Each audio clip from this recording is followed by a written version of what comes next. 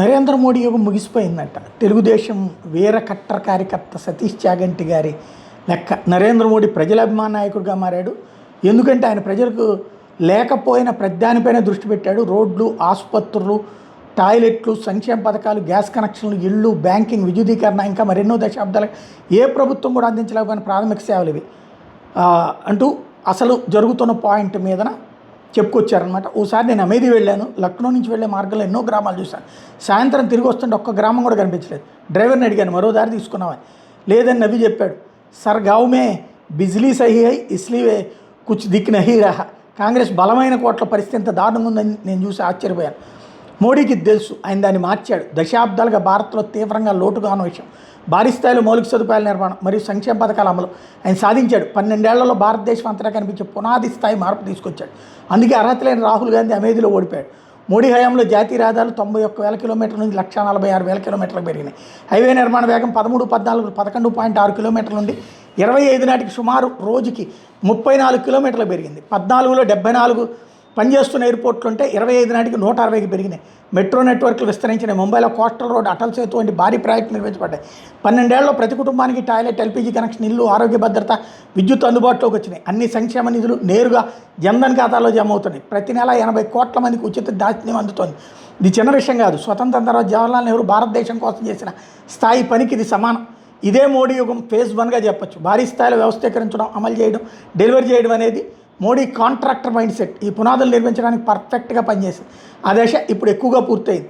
Phase 2కి అవసరమైన నాయకుడు ఎవరో అంటే కొత్త తరహా టెక్నాలజీ, ప్రొడక్ట్ ఐపీ, సెమీ కండక్టర్లు, కంప్యూటర్ ఇన్ఫ్రాస్ట్రక్చర్, ఏఐ నాయకత్వం చుట్టూ భారత ఆర్థిక వ్యవస్థను పూర్తిగా పునర్వ్యవస్థీకరించగల నాయకుడు కావాలి. నా అభిప్రాయం ప్రకారం నరేంద్ర మోడీ అది చేయలేడు. ఆ ఫేజ్ 2 సాధించడానికి కావాల్సిన ఆలోచన విధానం, నైపుణ్యం ఆయనకి లేవు. ఇప్పుడు కఠినమైన వాస్తవాలు చూద్దాం. 2026లో విదేశీ పెట్టుబడిదారులు భారత ఈక్విటీ మార్కెట్ నుంచి 2.2 లక్షల కోట్లు వెనక్కి తీసుకున్నారు. ఇది మొత్తం 2025 సంవత్సరం వెనక్కి తీసుకున్న 1.66 లక్షల కోట్ల అంటే ఎక్కువ.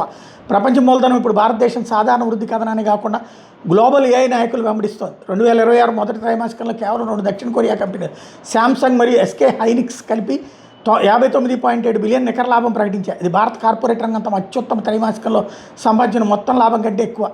భారత్ యొక్క $315 బిలియన్ ఐటీ సర్వీసెస్ రంగం ప్రస్తుతం ఏఐ ఏజెంట్ల వల్ల ప్రమాదంలో ఉంది. ప్రస్తుతం ఏఐ కేవలం 10 నుంచి $12 బిలియన్ మాత్రమే సహకరిస్తోంది. అయితే విశ్లేషకులు చెప్తుందంటే ప్రతి సంవత్సరం 2 నుంచి 3% ఆదాయం నష్టం మరియు భవిష్యత్తులో $40 నుంచి $85 బిలియన్ వరకు ప్రభావం పడే అవకాశం ఉంది. మన R&D ఖర్చు జీడీపీలో కేవలం 0.6 నుంచి 0.7% మాత్రమే. దీన్ని చైనాతో పోలిస్తే అక్కడ 2.4%, జర్మనీలో 3.1%, అమెరికాలో 3.5%. అందువల్ల Bharat semi conductor, frontier AI అధిక విలువ కలిగిన ఉత్పత్తుల సృష్టిలో బలహీనంగా ఉంది. భారత్ ఏఐ బస్సులు మిస్ అయింది. ఇప్పుడు ఉద్యోగాలు లేని లేదా తక్కువ విలువ కలిగిన వృద్ధిని ఎదుర్కొంటారు. అందుకే డొనాల్డ్ ట్రంప్ బహిరంగంగా చైనాను విమర్శించిన తర్వాత కూడా 30 మంది సీఈఓల బృందాన్ని చైనాకి తీసుకెళ్లి తదుపరి వృద్ధి అవకాశాల మీద చర్చించాడు. భారత్ని ఆయన పట్టించుకోవడమే లేదు. డెడ్ ఎకానమీ అని పిలుస్తున్నాడు. నా అభిప్రాయం ప్రకారం మోడీ యుగం ముగింపుకి చేరుకుంటుంది. బీజేపీలో నుంచి అయినా బయట నుంచి అయినా కొత్త దృష్టి, డీప్ టెక్ అవగాహన మరియు ఫేజ్ 2ని అమలు చేసే శక్తి ఉన్న నాయకుడు భారత్కి అవసరం. స్వదేశీ ఏఐ సామర్థ్యాలు, ఇన్నోవేషన్, ఎకోసిస్టమ్స్, ఐపీ ఆధారిత కంపెనీలు మరియు అధిక విలువ కలిగిన ఉద్యోగాలు సృష్టించే నాయకత్వం ఇప్పుడు అవసరం. మోడీ తన పనిచేశాడు, ఆయన పునాది వేశాడు. కానీ పునాదులు మాత్రమే ఒక దేశ భవిష్యత్తు నిర్మించలేరు. ఇప్పుడు భారత్కి అవసరమైంది భవిష్యత్తుకు పెద్ద దూకుడుగా తీసుకెళ్లి డ్రైవింగ్ బోర్డు నిర్మించే నాయకుడు. ఆ పని మోడీ చేయలేడు. ఇది నినాద్ బెంగళూరు అనేటటువంటి ఆయన పెట్టిందని పాపం సతీష్ చాగంటి గారు తీసుకొచ్చారు.